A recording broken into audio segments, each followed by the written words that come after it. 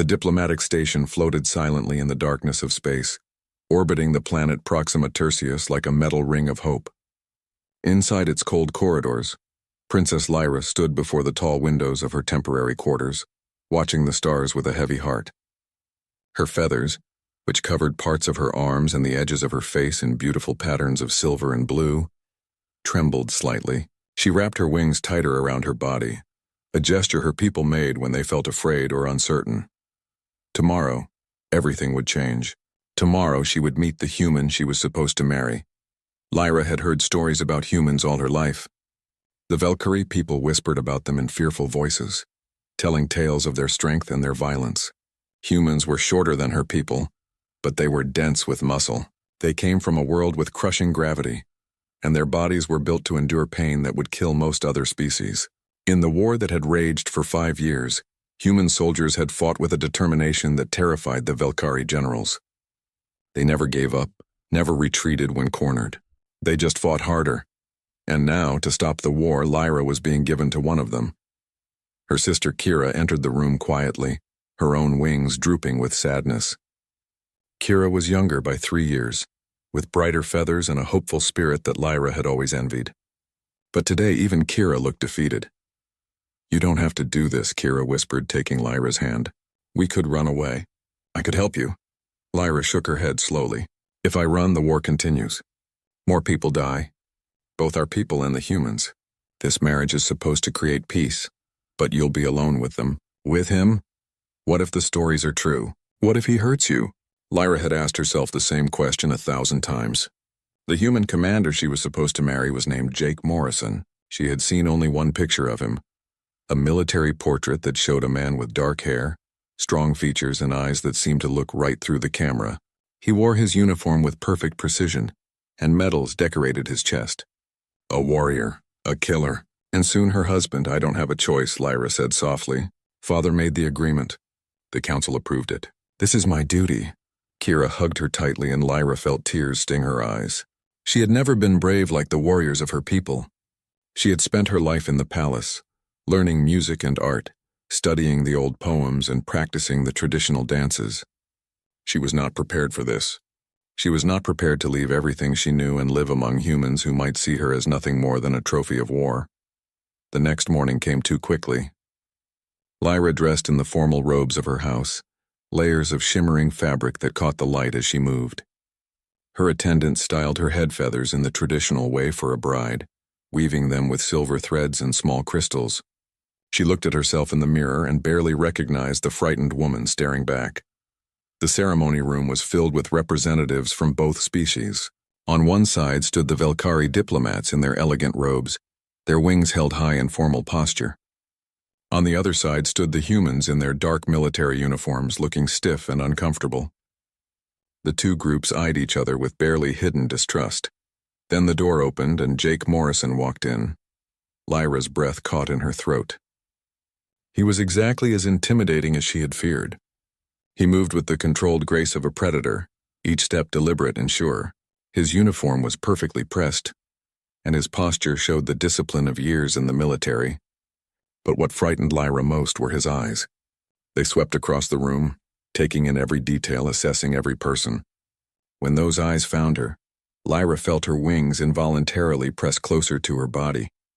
Jake approached the center of the room where she stood.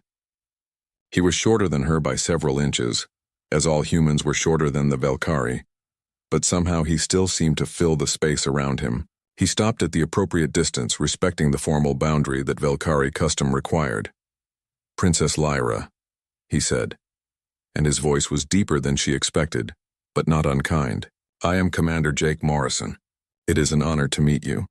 Lyra managed a small bow, her voice barely above a whisper. "Commander." She could not bring herself to say more. Her heart was beating so fast that she thought surely everyone in the room could hear it. Jake's expression remained neutral, professional, but she thought she saw something flicker in his eyes. Was it disappointment? Anger that she was clearly afraid of him? She could not tell. The ceremony began. A human official and a Valkyrie elder took turns reading from the treaty documents, explaining in dry, formal language how this marriage would serve as a bond between their two peoples. They spoke of peace and cooperation, of cultural exchange and mutual respect. But all Lyra could think about was that soon she would belong to this human, would have to live on his ship, would have to share quarters with him and submit to whatever he demanded of her. When it came time to sign the documents, Lyra's hand shook so badly that she nearly dropped the stylus. Jake signed with steady, confident strokes. Of course he was calm. He was getting a wife delivered to him, a prize from a defeated enemy. What did he have to fear? After the signing, there was a formal meal. Lyra sat beside Jake at the head table, very aware of how close he was. She could hear him breathing, could sense the heat coming from his body. Humans ran hot compared to her people. Another adaptation from their harsh world. She picked at her food, unable to eat, while Jake spoke politely with the diplomats around them. Once he turned to her and asked quietly, "Are you feeling all right, Princess? You haven't eaten much." The consideration in his tone surprised her, but she still could not meet his eyes. "I am fine, Commander." "Please call me Jake." "I cannot. It would not be proper." He nodded, accepting this without argument, and returned to his conversation with the others. Lyra felt a small measure of relief that he had not pushed the issue. Perhaps he would be the kind of master who was strict about formality. She could handle that. She had been trained in court etiquette her entire life. The meal ended and Lyra was given one final hour with her family. Her father, the king, spoke to her briefly about duty and honor, but his words felt hollow. He was sending his daughter away to live with aliens, and he could barely look at her while doing it. Her mother was already gone, had died years ago, so there was no maternal comfort to be found. Only Kira truly said goodbye. They held each other in Lyra's quarters, neither wanting to let go. "I will miss you every day," Kira whispered. "Write to me. Promise you'll write and tell me you're safe." "I promise," Lyra said, though she was not sure she could keep it. What if Jake did not allow her to communicate with her family? What if he isolated her completely? Too soon it was time to leave. Lyra gathered her few personal belongings, items she was permitted to bring to her new life. A box of memory crystals containing pictures and recordings of her family. Her mother's necklace. A book of ancient Velkari poetry. A small statue of the goddess her people prayed to for protection. She held these items close as she walked through the station toward the docking bay, where the human ship waited. The Starbound was larger than she expected, a massive vessel designed for both military operations and long-term space travel. Its hull was dark gray and covered in the angular panels and weapon arrays that marked it as a warship. Lyra's stomach twisted as she looked at it. This was going to be her home now. This machine of war. Jake was waiting at the airlock with several of his officers. When Lyra approached with her Velkari escort, he stepped forward. "Welcome aboard the Starbound, Princess," he said formally. Then to her surprise, he gestured to one of his officers, a woman with kind eyes and brown hair pulled back in a neat bun. "This is Lieutenant Sophie Grant, my second in command. She'll help you get settled and will be available if you need anything." Sophie smiled at Lyra, a genuine expression that seemed free of malice. "It's nice to meet you, Princess. We've prepared quarters for you. I hope you'll be comfortable." Comfortable? What a strange word for a prison. But Lyra nodded politely and followed as they led her into the ship. The corridors were narrower than she was used to, designed for the smaller human proportions, and everything was hard angles and metal surfaces, so different from the flowing organic architecture of Velkari ships. They reached a door, and Jake placed his hand on the panel to open it. "These will be our quarters," he said, and Lyra's heart sank. Our quarters. Of course they would share space. They were married now by the laws of both their peoples. The quarters were larger than she expected, divided into several rooms. Jake led her through them, pointing out the main living area, the small kitchen, the bathroom. Then he opened a door to a bedroom with a large sleeping platform, and Lyra felt fear grip her chest. But Jake did not enter that room. Instead, he opened another door across the hall. "This room was meant to be an office, but I've had it converted into another bedroom. I thought you might want your own space, at least for now, until you're comfortable here." Lyra stared at him, certain she had misunderstood. You are giving me my own room?" "Yes, I know this situation isn't what either of us chose. I want you to feel safe here." He met her eyes, and for the first time Lyra saw something other than the cold soldier in his face. There was kindness there, and Lyra spent her first night on the Starbound alone in her new room, and she barely slept. Every sound in the ship made her jump. The hum of the engines, the footsteps in the corridors, the distant voices of the crew. She kept waiting for Jake to change his mind, to come through the door and demand his rights as her husband. But he never came. When morning arrived according to the ship's artificial cycle, Lyra found herself exhausted and confused. She emerged from her room carefully, unsure of what to expect. The living area was empty, but there was a note on the table written in carefully translated Velkari script. "Good morning. I've arranged for breakfast to be delivered to the quarters. I wasn't sure what you would like, so I requested a variety. I'll be on the bridge for most of the day, but Sophie will check on you this afternoon. Take your time settling in." The note was signed simply with Jake's name.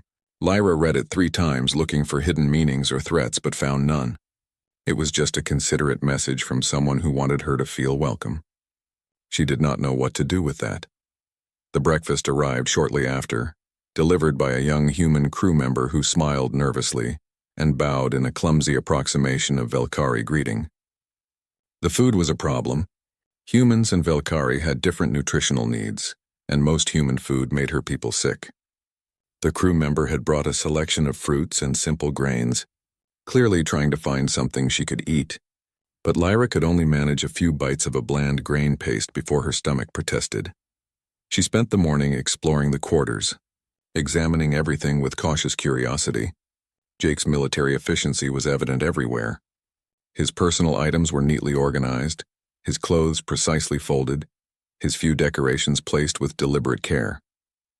She found books on a shelf, real paper books which were rare and precious. Some were about military strategy, but others were poetry and old stories from Earth. She carefully pulled one out and flipped through it, marveling at the strange human letters. When Sophie arrived in the afternoon, she found Lyra sitting on the floor with the book. "Looking lost, finding anything interesting?" Sophie asked gently, settling into a chair nearby. "I cannot read your language," Lyra admitted, "but the pictures are beautiful." Sophie glanced at the book and smiled. "That's a collection of fairy tales from Earth. Old stories we tell children. Jake loves that book. His father used to read it to him." She paused, then added, "He's not what you expected, is he?" Lyra set the book down carefully. "I do not know what to expect. I was told humans were violent, cruel, that they take what they want and show no mercy. In battle, maybe," Sophie said thoughtfully. "But Jake believes there's a difference between being a soldier and being a monster. He fights when he has to, but he doesn't enjoy causing pain." She leaned forward slightly. "I've served with him for 6 years, Princess. I've never seen him abuse his power or treat anyone with cruelty. He's strict, yes, and he has high standards. But he's fair. And he cares about his crew. Why are you telling me this? Because you're part of this crew now. And because I can see you're terrified, and I think that breaks his heart a little, even if he won't say it." Lyra did not know how to respond to that. The idea that Jake Morrison might care about her feelings was so foreign to everything she had been taught that she could not process it. Sophie changed the subject, asking about Velkari culture and customs. They talked for over an hour, and Lyra found herself relaxing slightly. Sophie was easy to talk to, genuinely interested in learning, and she shared stories about life on the Starbound in return. By the time Sophie left, Lyra felt a little less alone. That evening, Jake returned to the quarters. Lyra was sitting in the living area, and she tensed when she heard the door open. He entered looking tired, his uniform jacket already removed and his sleeves rolled up. He stopped when he saw her, as if surprised she was there. "Good evening," he said. "How was your day?" "It was acceptable," Lyra answered carefully. Jake nodded and moved to the kitchen area. "I hope the breakfast was all right. Sophie told me you couldn't eat most of it. I'm sorry about that. I didn't think about the dietary differences." He pulled up something on a data pad, his brow furrowed in concentration. "I've been reading about Velkari nutrition requirements. It's complicated, but I think I can work with the ship's food synthesizers to create something more suitable for you. It might take a few days to get it right." Lyra watched him, bewildered. "You are doing this yourself?" "Well, I'm certainly going to try. I'm not much of a cook, but the synthesizers are pretty forgiving." He glanced up at her, a slight smile on his face. "Unless you'd prefer I have someone else handle it." I don't want to overstep. No, that is very kind of you. He shrugged as if it was nothing. You need to eat. Can't have you getting sick because we don't have the right food. He studied his datapad for a moment longer, then set it aside. I wanted to ask you something. The furniture in here, it's all designed for humans. I noticed you've been sitting on the floor a lot. Is that a cultural preference, or are the chairs uncomfortable for you? Lyra felt her face warm. She had not realized he had been paying such close attention. The chairs are difficult with my wings. I did not want to complain. It's not complaining to point out when something doesn't work for you. Jake stood and examined the chair she usually avoided. The back is too high and too flat. Your wings need more space. He looked thoughtful. I think I can modify one of these. Would you be willing to sit in it so I can take some measurements? For the next 20 minutes, Jake carefully measured the angles and proportions needed to make the chair comfortable for her. He asked her to move her wings through their full range of motion, took notes on his datapad, and explained what modifications he planned to make. His hands never came close to touching her, always respecting her personal space, and his manner was purely professional. I'll work on this tomorrow in the workshop, he said when he was finished. Should have something for you by evening. You do not have to do this, Lyra said quietly. I can manage. Maybe, but you shouldn't have to just manage. This is your home now. It should be comfortable. He met her eyes, his expression serious. I meant what I said yesterday, Princess. I want you to feel safe here. If there's anything else that would make your life easier, please tell me. I can't fix what I don't know about. That night, after Jake had retired to his own room, Lyra sat on the floor of her bedroom and tried to reconcile what she was experiencing with what she had been taught to expect. This human warrior who commanded a powerful warship was spending his free time worrying about her comfort and trying to cook food she could eat. It made no sense. The next few days followed a similar pattern. Jake was gone for most of the day, running the ship and attending to his duties. When he was in the quarters, he was quiet and respectful, always giving her space. He completed the modified chair and presented it to her with obvious pride. When she sat in it and found it perfectly comfortable, her wings able to spread naturally, she saw his face light up with satisfaction. Much better, right? He asked. Yes, thank you. It is perfect. Good. I'll make a few more in different styles so you have options. He also kept his promise about the food. After several days of experimentation and what he called disasters that even the recycler refused to process, he managed to create several Velkari dishes that were actually edible. He insisted she taste test everything and give honest feedback, taking notes seriously even when she had to tell him something was terrible. I think I insulted your people's entire culinary tradition with that one, he said after. She had politely tried a particularly bad attempt at a traditional Velkari breakfast. I'm sorry. I'll do better. You are trying very hard, Lyra said, and she realized with surprise that she was almost smiling. That means something. One evening, about 2 weeks after her arrival, Lyra was in the living area when Jake came in looking frustrated. He did not notice her at first, just went to his room and came back out carrying what looked like a complex piece of equipment. He set it on the table and stared at it with annoyance. Problems? Lyra asked hesitantly. Jake looked up, seeming surprised she had spoken to him voluntarily. Sorry, I didn't mean to disturb you. It's just this communications relay. It's not working properly and I can't figure out why.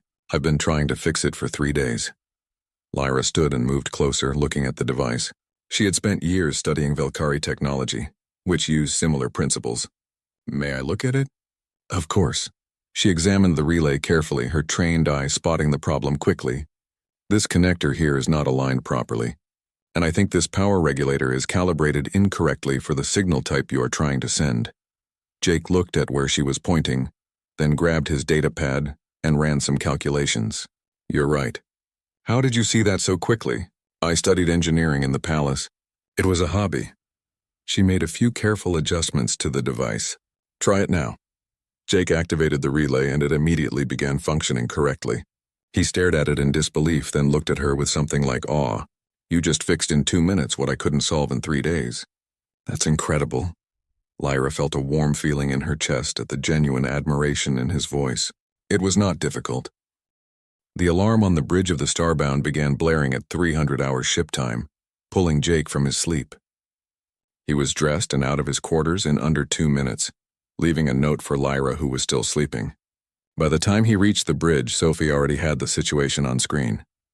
"Distress signal, Commander," she reported crisply. "Velkari civilian transport under attack by raiders. Unknown hostiles. They're outgunned and requesting immediate assistance." Jake studied the tactical display. The transport was nearly 4 hours away at maximum speed, but the Starbound was the closest military vessel. "How many civilians?" "Manifest shows 312, sir. Mostly families. 20 children under the age of 5. Jake did not hesitate. "Set course. Maximum speed. Battle stations." One of the younger officers, Lieutenant Harris, spoke up uncertainly. "Sir, our mission parameters don't include rescue operations for Velkari vessels. We're supposed to be on patrol along the border. Our mission parameters include maintaining the peace," Jake said firmly. "And we're not letting 300 people die because they're on the wrong side of a treaty line. Prepare weapons and shields, move." The crew jumped into action. Within minutes, the Starbound was racing through space toward the distress signal. Jake sent a message to the transport, letting them know help was coming, then began planning the tactical approach. The raiders had 2 small attack ships, nothing the Starbound could not handle. But he wanted to be careful not to endanger the transport in the crossfire. In their quarters, Lyra woke to find Jake's note and the distant sound of the alarm. Her heart raced. Were they under attack? Was this the moment when the peace would shatter and she would see the violent side of humanity that she had been warned about? She dressed quickly and made her way to the bridge, something she had never done before. The guards at the door looked uncertain, but when she insisted, they let her pass. The bridge was a flurry of controlled activity, officers calling out reports and status updates. And there, in the center of it all, stood Jake. He looked different here. Not the considerate man who worried about her comfort, but the military commander who bore the weight of responsibility for his crew and ship. His voice was sharp and precise, his orders clear and immediate. This was the warrior she had been afraid of. Then he saw her, and concern flashed across his face. "Lyra, you should not be here right now. It might not be safe." "What is happening?" she asked, moving closer to him. Sophie answered, pulling up the tactical display. "Velkari transport under attack, Princess. We're moving to assist." Lyra felt her breath catch. "My people?" "Yes," Jake said. "They called for help.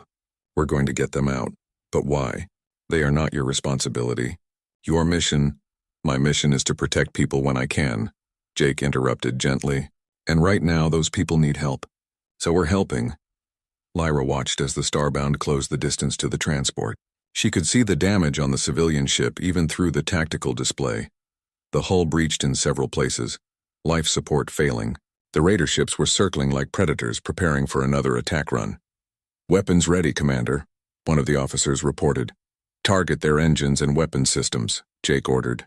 "I want them disabled, not destroyed. Give them a chance to surrender." The Starbound emerged from its high-speed approach with precision timing. The first raider never knew what hit it.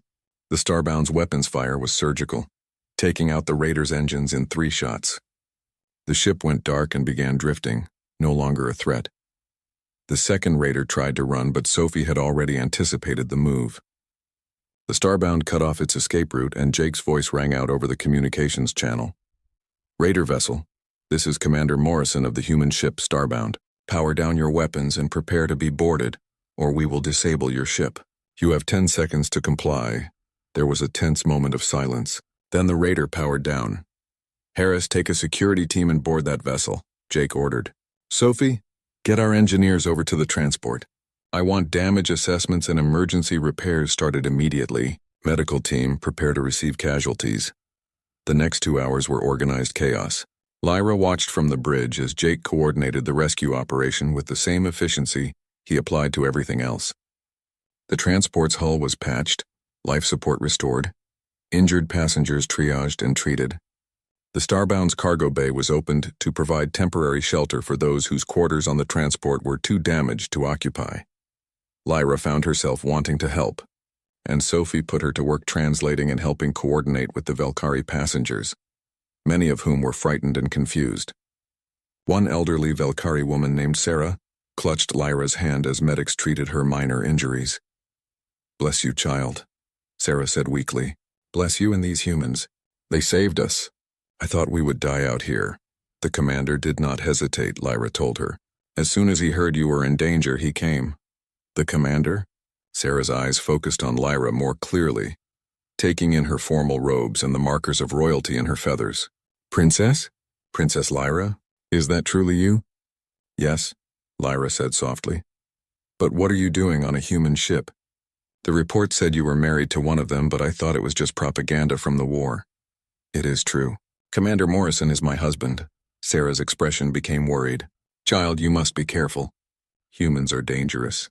I know they saved us, but do not let one act of mercy blind you to what they are capable of. They are playing a long game, using you for their purposes. Do not trust them too easily. The words stung because they echoed the warnings Lyra had heard all her life. But as she looked around the cargo bay at the human crew members carefully tending to Velkari civilians, speaking in soft voices to frightened children, sharing their own rations with hungry passengers, she found it hard to see the monsters she had been taught to fear. When the immediate crisis was over, Lyra returned to the bridge. Jake was still there, going over reports with Sophie. He looked exhausted, but his face brightened when he saw her. You were a big help with the translations, he said. Thank you for stepping in. I wanted to help. They are my people. They're people in need. That's all that matters. He turned back to his reports, but Lyra remained standing there, something building inside her that she needed to release. Jake, she said, using his name for only the second time since she had known him. He looked up, surprised. Why did you do this? You could have ignored the signal. You could have said it was not your problem. Your own officer questioned your decision. Jake was quiet for a moment, considering his answer. When I was a kid, maybe 8 years old, my mother told me something I've never forgotten. She said that the measure of a person isn't how they treat those who can help them or hurt them. It's how they treat those who can do neither. Those people on that transport can't help me and can't hurt me. But they needed help and I had the power to give it. So I did. It is that simple for you. It should be that simple for everyone. He smiled tiredly. Besides, peace isn't just about signing treaties and arranging marriages. It's about building trust through actions. Maybe some of those people will go home and tell their families that humans came to their rescue. Maybe that changes a few minds about who we are. That's worth the deviation from our patrol route. Lyra felt something shift in her chest, something warm and unfamiliar. She had been watching Jake for weeks now, cataloging his kindnesses, his considerations, his respect. But this was different. This was seeing him choose to help her people when he gained nothing from it except the satisfaction of doing what was right. Your mother sounds like a wise woman, Lyra said softly. She was. She died when I was 15, but I still try to live the way she taught me. Jake's expression became thoughtful. She wasn't human, actually. She was from a species called the Terrae. They're aquatic, live mostly in the ocean colonies of Europa. My father met her during a diplomatic mission. Everyone told him it would never work, that the differences were too great. But they loved each other, and they made it work. That is why you treat me the way you do, Lyra said, understanding clicking into place. You saw your parents navigate an intercultural marriage. I saw my father treat my mother with love and respect every single day of their marriage, even when it was hard. Even when other people judged them. He never once made her feel less than his equal. Jake met her eyes steadily. That's the example I'm trying to follow. I know our situation is different. I know you didn't choose this, but I'm still going to treat you with the respect you deserve. Lyra did not know what to say to that. Her throat felt tight with emotions she could not name. Back in her homeworld, marriage was about property and power, about families making alliances. The idea that a partnership could be about mutual respect and support was so foreign to her that she barely knew how to process it. That evening, after the transport had been escorted to the nearest safe port and the crisis was over, Lyra sat with Jake in their shared quarters. They were both tired, but there was a new ease between them. Lyra found herself talking more freely, telling him about her childhood, her studies, her love of the old poems. Would you recite one for me? Jake asked. I'd like to hear what Velkari poetry sounds like. The message from Kira arrived encrypted and marked urgent. Lyra was in the quarters alone when her personal comm device chimed with the priority signal. She activated it immediately and her sister's face appeared on the screen. Kira looked frightened, her feathers ruffled and her eyes wide. Lyra, thank the stars you answered, Kira said quickly, her voice shaking. I do not have much time. They are watching our family now. I had to sneak away to send this. Kira, what is wrong? What has happened? There is a faction, a group of hardliners in the Empire who oppose the peace treaty. They are growing stronger, Lyra. They call you a traitor for marrying a human. They say you have betrayed our people and that Father dishonored our house by allowing it. Kira glanced over her shoulder nervously. They are making speeches in the council, turning people against our family. And there are whispers, sister. Whispers that they plan to send assassins to bring you back, to make an example of you. Lyra felt ice form in her chest. Assassins? I do not know if it is true, but the threats are real. You need to be careful. These people are dangerous. They want the war to continue, and they see your marriage as the symbol of everything they hate. Kira's eyes filled with tears. I am scared for you. I am scared for all of us. Has anyone threatened you directly? Not yet. But Father is losing support in the council. They blame him for the treaty, for sending you away. Some are calling for our house to be stripped of its titles. Kira wiped her eyes. I have to go. Someone might notice I am gone. Please, sister, be safe. And tell your human to protect you. If even half the stories about human warriors are true, maybe he can keep you alive. The connection ended abruptly. Lyra sat staring at the blank screen, her mind racing. She had known that not everyone supported the peace, but she had not realized how organized the opposition had become. And the idea of assassins coming for her made her stomach turn with fear. She was still sitting there when Jake returned from the bridge an hour later. He took one look at her face and immediately crossed the room to kneel beside her chair. Lyra? What happened? You look terrified. She told him everything, her voice shaking as she relayed Kira's warning. Jake listened intently, his expression growing more serious with every word. When she finished, he was quiet for a moment, thinking. We need to inform the security team immediately, he said finally, and I'll need to contact command about this. If there's an active threat against you, we need to take precautions. What kind of precautions? Increased security protocols. Restricted access to certain areas of the ship. Background checks on any new personnel. And you'll need protection when you leave the quarters. He saw her expression and added gently, I know it sounds extreme, but if these people are serious, we can't take chances with your safety. Perhaps it would be easier if I just left, Lyra said quietly. If I went to neutral territory, sought asylum somewhere, then you would not be burdened with protecting me, and the political situation might improve for my family. Jake's response was immediate and firm. Absolutely not. You're not going anywhere unless you want to, and you're not a burden. He reached out as if to take her hand, then stopped, remembering that she might not welcome the touch. Lyra, listen to me. Those people don't get to threaten you and force you into hiding. That's not how this works. But the treaty is important, but your life is more important. If maintaining peace means sending you somewhere you'll be in danger, then the peace isn't worth having. He stood and began pacing, clearly working through the problem. Besides, if you disappear or seek asylum, they'll claim it as a victory. They'll say they drove you away, that humans couldn't protect you. That weakens the treaty more than anything. Lyra watched him pace, saw the determination in his face, and felt that warm feeling in her chest grow stronger. He was not angry at her for bringing danger to his ship. He was not calculating how to minimize his losses. He was simply focused on keeping her safe because that was what mattered to him. What should I do? She asked. First, you stay calm. Panic helps no one. Second, you let me and my crew do our jobs. We're very good at protecting people. He stopped pacing and looked at her directly. And third, if you're comfortable with it, we show them that their threats don't work. We make a public statement together, affirming the treaty and denouncing the violence. Let them see that we're united, that their intimidation tactics have failed. You want me to speak publicly? To challenge them? Only if you want to.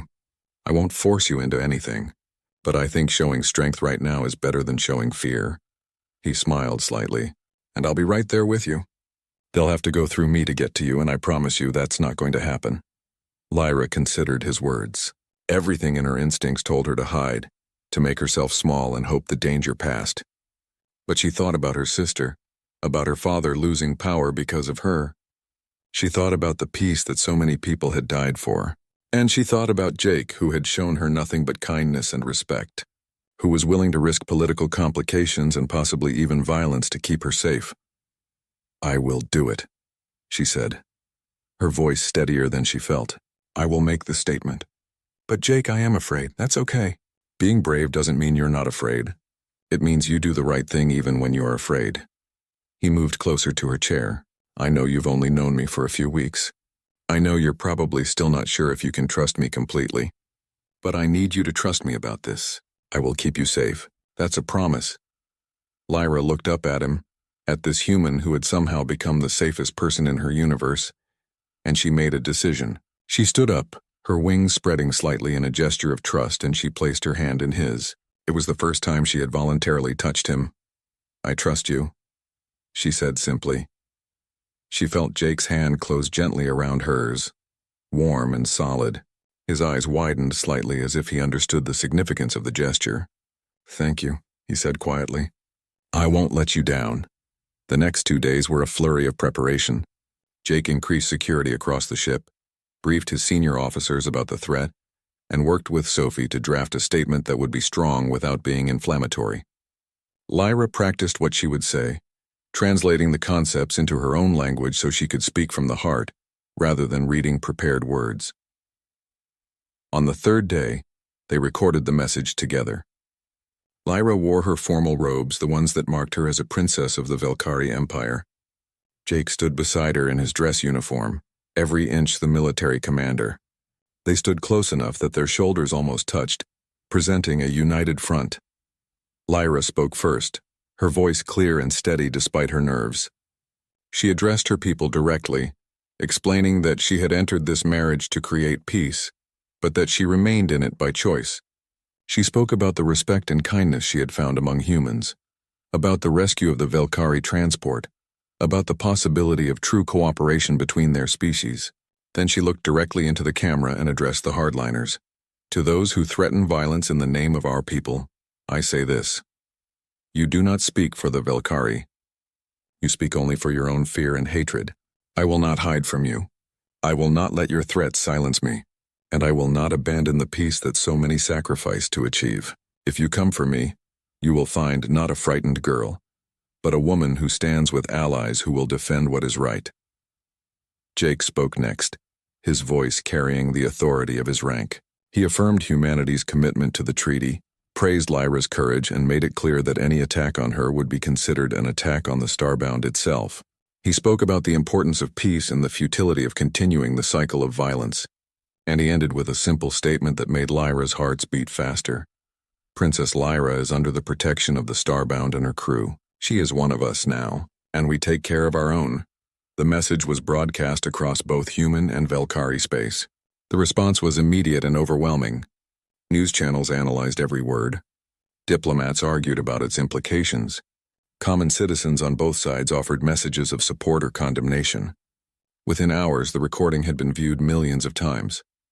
Lyra and Jake watched some of the responses together in their quarters. Many of the comments from Velkhari viewers surprised her with their support. People praised her courage, said she was a true daughter of the Empire, thanked her for standing firm. Others were less kind, repeating the rhetoric of the hardliners, but there were fewer of those than she had feared. Look at this one, Jake said, pointing to a comment thread. This Velkhari mother is thanking you for giving her hope that her children might grow up in a peaceful galaxy. And here, this human veteran says your message made him believe the war was worth fighting to end. There are many who still hate me, Lyra pointed out. Reading some of the negative comments. There will always be people who cling to hate, but there are more who are willing to try for something better. He looked at her with an expression she was starting to recognize, something warm and proud. You were incredibly brave today. I was terrified the entire time. I know. That's what made it brave. He hesitated, then added, for what it's worth, I meant what I said. You're one of us now. The crew has... The alarm continued to blare through the ship, each pulse making Lyra flinch. She had been alone in the locked quarters for 20 minutes, and every second felt like an eternity. She kept her back pressed against the wall, her wings tucked tight, listening for any sound in the corridor outside. Then she heard it. Footsteps, fast and purposeful. They stopped outside the door, and Lyra's heart hammered against her chest. A hand touched the door panel, and she heard the electronic rejection of someone without proper access trying to get in. Override security, a harsh voice said in Velkhari. The target is inside. There were 2 of them at least, possibly more. Lyra looked around frantically for anything she could use as a weapon. The quarters were comfortable but sparse. She grabbed a heavy sculpture from Jake's shelf, something made of metal that could at least slow someone down if she swung it hard enough. The door began to spark as someone applied a cutting tool to the lock mechanism. Lyra backed further into the room, her mind racing. She could try to hide, but where? She could try to fight, but she had never been trained in combat. She could try to call for help, but her comm device was across the room and they would be through the door before she could reach it. The door started to slide open, the lock mechanism failing under the assault. A figure in dark combat armor stepped through, holding a weapon. Behind the helmet visor, Lyra could see Velkari eyes. One of her own people sent to kill her or capture her. Princess Lyra, the figure said coldly. You are coming with us. Do not resist and you will not be harmed. I am not going anywhere with you, Lyra said, surprised at the steadiness in her own voice. That was not a request. The assassin raised the weapon and Lyra braced herself. But before the shot could be fired, something crashed through the partially open door with tremendous force, slamming into the assassin and sending both figures tumbling to the floor. It was Jake. He moved with a speed and precision that Lyra had never seen before. His hands were empty of weapons, but he did not need them. He had the assassin disarmed in seconds, the weapon skittering across the floor. The two figures grappled, and Lyra saw the sheer difference in their fighting styles. The Velkari assassin was trained and skilled, using techniques designed to work with wings and lighter bone structure. But Jake fought with the brutal efficiency of a human, his heavier build and denser muscle giving him an advantage in close combat. A second assassin appeared in the doorway, raising a weapon toward Jake's back. Lyra did not think. She just acted. She launched herself forward, swinging the metal sculpture with all her strength. It connected with the assassin's arm and the shot went wide, burning a hole in the ceiling instead of in Jake's back. Lyra, down, Jake shouted. She dropped immediately and Jake swept the second assassin's legs out from under them. Within moments, both attackers were subdued, their hands secured behind their backs with restraints Jake had pulled from his belt. Security officers flooded into the room seconds later, taking custody of the assassins. Are there more? Jake demanded, breathing hard. 2 more attempted to breach the ship, Sophie reported, appearing in the doorway. Harris and his team have them contained in Section 7. The ship is secure, Commander. Jake nodded, then immediately turned to Lyra. Are you hurt? Did they touch you? I am fine, Lyra said, but her hands were shaking so badly that she could barely hold the sculpture she had used as a weapon. You came back. You promised you would come back, and you did. I will always come back for you, Jake said, and there was something fierce in his voice, something that made Lyra's heart skip. He looked down at the assassins being led away. Get them to the brig. I want to know everything. Who sent them? How they got on my ship? What their orders were, everything.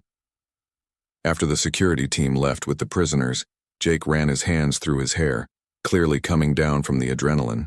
I'm sorry, he said to Lyra. I'm so sorry. They shouldn't have gotten anywhere near you. There was a mole in the crew, someone who gave them access codes. We're still tracking down who. You saved my life, Lyra said softly. Both of you. She looked at Sophie. Thank you. Just doing my job, Princess, Sophie said, but she looked shaken. Though I have to say that was one hell of a swing you took at that second assassin. Quick thinking. Lyra looked down at the sculpture still in her hands, surprised at herself. I did not think. I just saw him aiming at Jake and I moved. Jake's expression softened. You protected me. You have protected me since the day we met. It was my turn. After Sophie left to coordinate the security sweep of the ship, Jake and Lyra were finally alone. The quarters suddenly felt very quiet after all the chaos. Jake moved to the kitchen area, pulling out supplies to make tea with shaking hands. Lyra noticed the blood on his uniform. You are injured, she said, moving closer. It's nothing, just a scratch from when I went through that door. Probably should have waited for it to open all the way first. He smiled, trying to make light of it, but Lyra could see the cut on his shoulder where his uniform was torn. Sit down, she said firmly. Let me see it. Lyra, really, I'm fine. Sit down. Jake sat, looking surprised at her authoritative tone. Lyra retrieved the medical kit from the bathroom, something she had noticed weeks ago but never needed to use. She carefully cut away the damaged portion of his uniform, revealing the cut beneath. It was not deep, but it was bleeding steadily. This will sting, she warned, applying an antiseptic gel. Jake winced but did not pull away. You're good at this. I studied basic medical care in the palace. It was considered an appropriate skill for a lady. She worked carefully, cleaning the wound and applying a sealing patch, though I never thought I would be using it to treat a human warrior who just fought assassins in my defense. Technically, you also fought those assassins. That was a pretty impressive hit you landed. I was terrified. So was I, Jake admitted. When I heard they had breached the quarters, when I thought they might hurt you. He stopped, his jaw tightening. I've been in a lot of combat situations. I've faced enemy fire and impossible odds, but I have never been as scared as I was in the moment before I got to this room. Lyra's hand stilled on his shoulder. Jake, I care about you, Lyra, more than I should, probably. More than is wise for this situation. He looked up at her, his eyes intense. But I can't help it. Somewhere between trying to cook Velkari food and watching you fix my communications relay and hearing you recite poetry in your beautiful language, I fell for you. Completely. Lyra felt tears sting her eyes. I was so afraid you would be cruel. I spent the journey here imagining all the terrible things you might do. But you have been nothing but kind. Nothing but gentle and respectful and... She paused, searching for the right words in his language. You make me feel safe. You make me feel valued. You make me feel like I matter, not because I am a princess or a symbol of peace, but just because I am me. You do matter. To me, you matter more than anything. She finished treating his wound, but her hands lingered on his shoulder. This close, she could feel the warmth of his body. Could see the slight tremor in his hands that betrayed how affected he had been by the attack.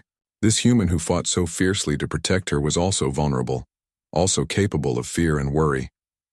When I saw that assassin aiming at you, Lyra said quietly, I realized something. I realized that losing you would break me, that you have become the most important person in my world. She moved around to face him directly. I love you, Jake Morrison. I do not know when it happened. Perhaps it was gradual, a little bit every day as you showed me kindness. Or perhaps it was all at once when you risked your mission to save my people. But it is true. I love you. Jake stood slowly, carefully, as if afraid she might startle and fly away. Lyra, I need you to be sure. This isn't gratitude talking, or relief that we survived. This is me talking. Just me, telling you what my hearts have known for days, but I was too afraid to admit. She spread her wings slightly, a Velkari gesture of openness and honesty. I love you, and I am choosing you, not because I was forced to marry you, but because you are the person I want to be with. Jake reached up slowly, giving her time to pull away if she wanted, and gently cupped her face with one hand. I love you too. I have loved you for weeks. I just didn't want to say it and make you feel pressured. Kiss me, Lyra whispered. Please. I want to know what it feels like when it is my choice. Jake leaned in slowly, carefully, and pressed his lips to hers. It was gentle and sweet and nothing like Lyra had imagined. There was no demand in it, no possession, just affection and care and promise. When they parted, Lyra was smiling, her feathers ruffled in a way that indicated happiness. That was nice, she said. Just nice, Jake teased gently. Very nice. Perhaps we should try it again, just to be certain. He laughed and obliged, and this time the kiss was deeper, more confident. Lyra felt warmth spread through her entire body, felt the last of her fears and doubts melt away. When they finally pulled apart, Jake rested his forehead against hers. Stay with me tonight? He asked softly. Not in separate rooms, just stay with me. I need to know you're close. I need to know you're safe. Yes, Lyra said simply. That night they lay together in Jake's bed, Lyra's wings draped. 3 months after the attack on the Starbound, an official invitation arrived from the human government. They wanted Jake and Lyra to come to Earth for a state visit, to formally present them as symbols of the peace treaty, and to strengthen diplomatic relations. The invitation was beautifully written, full of formal language about honor and cooperation, but Lyra could read between the lines. The government wanted to use their story to convince skeptical citizens that the peace was real and lasting.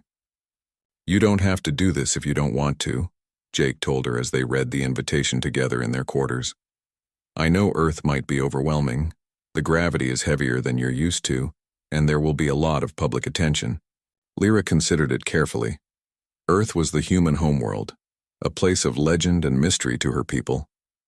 The Velkari had never set foot on Earth's surface during the war. It had always been too well defended, too dangerous to approach.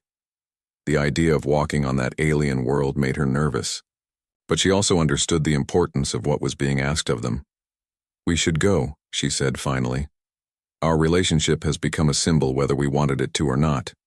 If appearing on Earth and showing people that we are genuinely happy together helps maintain the peace, then we have a duty to do it." Jake smiled and took her hand. "When did you become so wise and diplomatic?" "I have been learning from the best," she said, squeezing his fingers. "Besides, I want to see your homeworld. I want to understand where you come from. Then we'll go. But I'm warning you now, my father is going to embarrass me with stories from my childhood. It's inevitable." "Good. I want to hear all of them." The journey to Earth took 2 weeks through the established jump routes. During that time, Jake prepared Lyra for what to expect. He explained about Earth's stronger gravity and helped her practice moving with the weight dampeners that would make it more manageable. He showed her videos of human cities, the crowded streets and towering buildings that were so different from the elegant spires of Valkyrie architecture. He taught her about human social customs, the small gestures and phrases that would help her navigate interactions with Earth's leaders and citizens. "Remember, eye contact is important to humans," he explained one evening. "It shows honesty and confidence, and handshakes are how we greet each other formally. You don't have to squeeze hard, just firm enough to show you're engaged." Lyra practiced with him, getting used to the strange human customs. Her people greeted each other with wing displays and musical tones, not physical contact with strangers. But she was determined to do this right, to honor Jake's culture the way he had always honored hers. When they finally arrived at Earth, Lyra stood at the observation window and stared down at the blue and green world below. It was beautiful in a wild, chaotic way. So much water, so many swirling clouds, so different from the ordered crystal cities of her homeworld. "That's home," Jake said softly, standing beside her. "Or it was, before the Starbound became home." "It is beautiful," Lyra said honestly. "Fierce and beautiful like your people." They landed at a military spaceport outside of a major city. The moment the ship's ramp lowered, Lyra felt the difference in gravity. Even with the dampeners, everything felt heavier. Her wings dragged slightly, and each step took more effort. Jake stayed close, ready to help if she needed it, but she was determined to walk off that ramp with dignity. A crowd was waiting. Government officials, military brass, and media representatives with their cameras and recording devices. Lyra took a deep breath and walked down the ramp beside Jake, her head held high and her wings spread in a formal display of confidence. The human officials greeted them warmly. Admiral Helen Cruz, the commander of Earth's Defense Forces, shook both their hands and welcomed them officially. "Commander Morrison, Princess Lyra, welcome to Earth. We're honored to have you here." "The honor is ours, Admiral," Jake replied formally. They were escorted to a vehicle that would take them to the government complex. Lyra tried not to stare as they drove through the city, but it was impossible not to be amazed. Humans were everywhere, moving in great rushing crowds through streets packed with vehicles and shops and restaurants. The noise was incredible, and the smell of so many different things cooking and growing and living all mixed together. "Are all human cities like this?" she asked Jake quietly. "Most of them. Humans like to live close together. We're social creatures, for better or worse. It is so different from home. But there is an energy to it, a vitality." Over the next few days, they were paraded through a series of official events. They attended formal dinners with government leaders, gave speeches at universities, toured historical sites, and participated in ceremonies celebrating the peace treaty. Lyra handled it all with grace, though the constant attention was exhausting. She was grateful that Jake never left her side, always there to support her if she stumbled over an unfamiliar custom or needed a moment to rest. The human officials were polite and respectful, clearly briefed on Valkyrie customs. But Lyra could sense their curiosity, the way they watched her and Jake together, looking for signs that their relationship was genuine rather than just political theater. She made sure to give them what they needed to see. She held Jake's hand, in public, smiled at him warmly, spoke about their life together with obvious affection. It was not difficult because all of it was true. On the 4th day, they visited Jake's hometown, a smaller city near a large body of water called the Pacific Ocean. Jake's father, Peter, met them at his home, a modest house with a garden full of colorful earth plants. Peter was older than Lyra expected, with gray hair and kind eyes that looked exactly like Jake's. "So you're the princess who's made my son so happy," Peter said, taking Lyra's hand gently. "It's wonderful to finally meet you in person. Jake talks about you constantly in his messages." "He does?" Lyra asked, surprised and pleased. "Oh yes. Can't get him to shut up about how smart you are, how beautiful your poetry sounds, how you saved his life during that attack." Peter smiled warmly. "He's in love with you. That much is very clear." Jake looked embarrassed. "Dad? What?" "It's true." Peter led them into the house, which was filled with pictures and mementos from Jake's childhood. Come in, I made lunch." "Don't worry, Princess. I researched Velkari dietary needs. I think I've put together something you can actually eat." The meal was simple but delicious, and Lyra found herself relaxing in Peter's presence. He told stories about Jake as a child, about the trouble he got into and the fierce sense of justice he showed even then. He talked about his late wife, Jake's mother, and the life they had built together despite the challenges of an intercultural marriage. "It wasn't always easy," Peter admitted. "There were people who thought we shouldn't be together. Her own family rejected her for marrying a human, and some humans couldn't accept that I loved someone who wasn't one of us. But we didn't let that stop us. We built a life based on respect and love, and we never regretted it." "Jake told me about his mother," Lyra said softly. "He tries to honor her memory by treating me the way you treated her." Peter's eyes grew misty. "He's a good man, better than I ever was, and I can see that you're good for each other. That's all that matters." After lunch, Peter showed Lyra his garden. He had been trying to grow some plants native to his wife's homeworld aquatic species that required special tanks and careful maintenance. "I started this after she died," he explained. "It makes me feel close to her keeping these alive, remembering where she came from." "That is beautiful," Lyra said, touched by the gesture. "Love doesn't end just because someone is gone," Peter said quietly. "And it doesn't matter if they're from a different world or a different species. What matters is how you treat each other, how you support each other, how you build a life together." He looked at her seriously.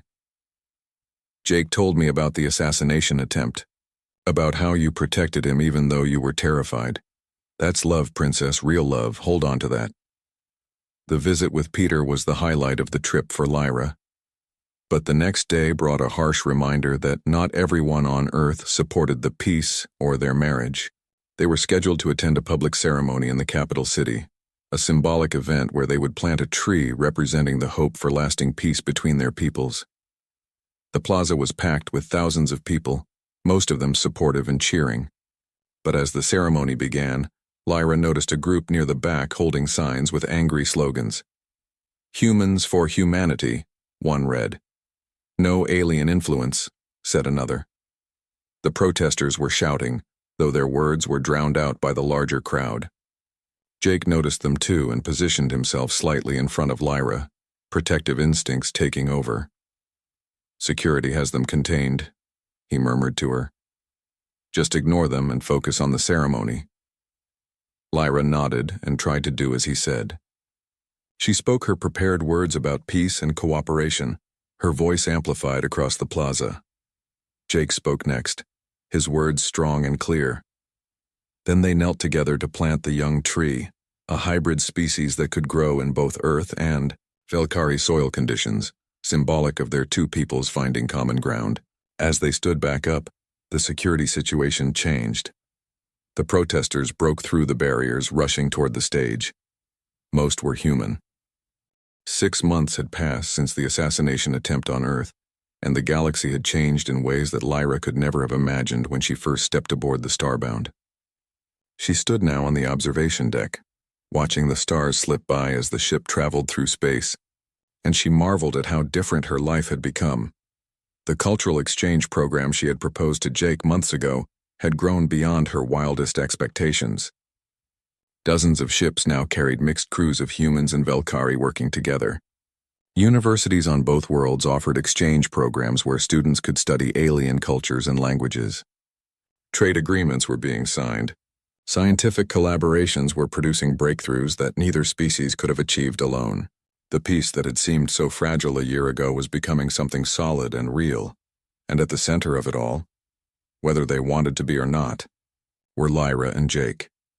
Their story had become the symbol that both governments pointed to when skeptics questioned whether two such different species could truly coexist. The images from the assassination attempt, of Lyra shielding Jake with her wings and refusing to leave his side, had become iconic. People on both worlds saw in them proof that love could bridge any divide. "You're thinking too hard again," Jake said, coming up behind her and wrapping his arms around her waist. "I can practically hear your brain working from the bridge." Lyra leaned back against him, her wings folding comfortably around them both. "I was thinking about how far we have come, how different everything is from what I expected. Better different or worse different? Much better. So much better that sometimes I'm afraid I will wake up and find it was all a dream." She turned in his arms to face him. "Did I tell you that Kira sent another message today? Good news, I hope?" "Very good news. The hardline faction has lost almost all its support. Father has been restored to full power in the council, and the moderates are now in control. They want to expand the peace treaty, add more cooperation agreements." Lyra smiled. "And Kira is engaged to a human diplomat she met at one of the cultural exchange events. She says I inspired her." Jake laughed. "Your little sister is braver than both of us. At least we had political pressure as an excuse for getting together. She's doing it purely by choice. Love is always a choice," Lyra said softly. "I was forced to marry you, but I chose to love you. And that choice has made all the difference." They were interrupted by Sophie's voice over the comm system. "Commander, we're receiving a priority transmission from Velkar Prime. It's addressed to both you and Princess Lyra."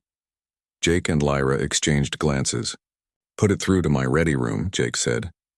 They made their way to the small office adjacent to the bridge, and Jake activated the communication screen. The face that appeared was one Lyra had not expected to see.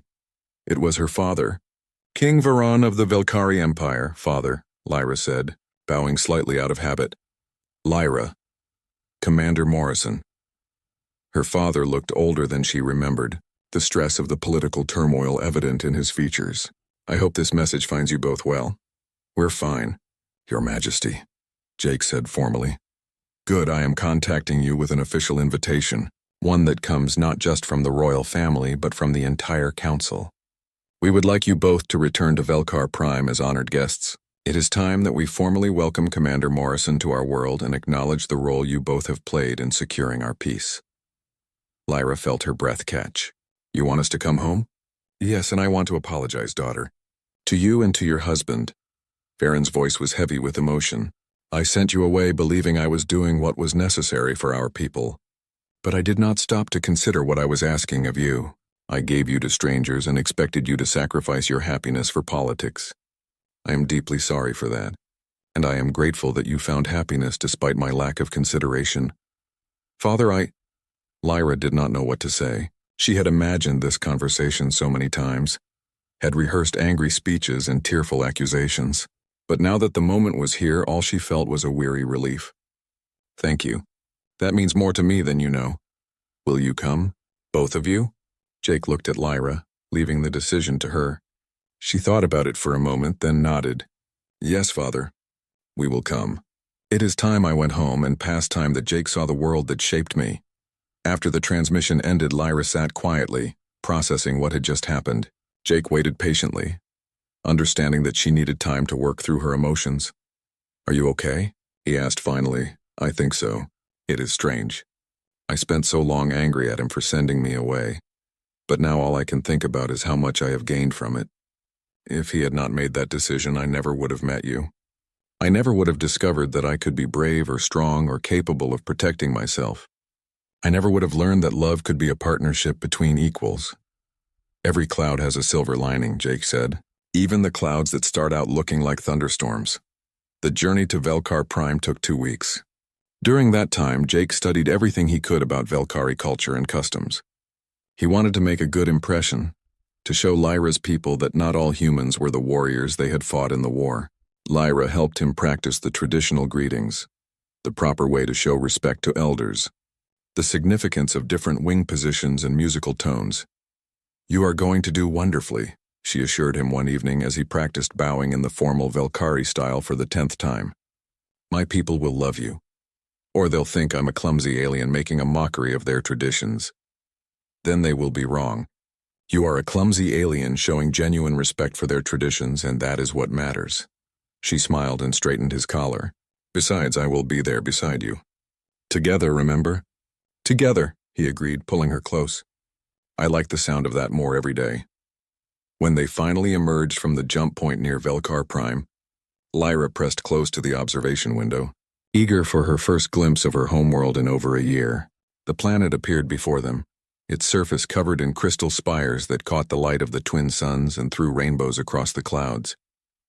It was achingly beautiful, and Lyra felt tears sting her eyes. "That's home," she whispered. "My first home before you became my home." Jake stood beside her, awed by the sight. "It's incredible." The pictures didn't do it justice. They landed at the royal spaceport to great ceremony. Thousands of Velkari had gathered to welcome them, and as Lyra and Jake walked down the ramp together, the crowd erupted in a complex harmony of musical tones that served as applause in Velkari culture. Lyra sang back the traditional acknowledgement, her voice clear and strong, and the crowd responded with even greater enthusiasm. Her father waited at the base of the ramp, flanked by the council members. Lyra approached him and performed the formal greeting, and then, to her surprise, he pulled her into an embrace that was decidedly informal. "Welcome home, daughter," he said softly. "I have missed you." "I have missed you too, father." Varen released her and turned to Jake, sizing him up with an appraising eye. Jake stood straight and performed the formal greeting he had practiced, his pronunciation of the musical tones not perfect, but clearly sincere in effort. Varen's eyes widened slightly, then he smiled. "Commander Morrison, you honor us by attempting our language. Welcome to Velkar Prime. Thank you for caring for my daughter." "It has been my privilege, Your Majesty," Jake replied in human speech, which Varen's translation device rendered into Velkari. "She has enriched my life in ways I cannot fully express." The formal welcome ceremony lasted for hours, but finally Lyra and Jake were allowed to retreat to the quarters that had been prepared for them in the palace. Lyra walked through the familiar corridors with mixed emotions, seeing all the places she had known as a child through new eyes. "This is my room," she said, opening a door to show Jake her old chambers. Or it was. "I spent most of my life in here, studying and reading and dreaming about what the wider universe might be like." Jake looked around at the delicate furnishings, the shelves full of books and art supplies, the windows that looked out over the crystal gardens. "It's beautiful. Very you. It feels small now, like a cage I did not realize I was in until you opened the door." She took his hand. "I am glad I left. I am glad I found you. Even if the circumstances were difficult, I would not change how things turned out." Over the next several days, Lyra showed Jake everything about her world. They walked through the crystal gardens where she had played as a child. They visited the great library where she had studied ancient texts. They attended performances of traditional Velkari music and dance, and Jake watched with wonder as performers moved through intricate patterns with their wings, creating visual harmonies as beautiful as the songs they sang. And everywhere they went, Velkari citizens approached them with kindness and curiosity. Young people especially wanted to meet Jake, to ask questions about human culture, to thank him for protecting their princess. Lyra watched with pride as Jake patiently answered every question, shared stories about Earth and humanity, and slowly changed minds about what humans were really like. On the 5th day, they attended a formal banquet in the Grand Hall. Hundreds of Velkari nobles and dignitaries filled the vast space,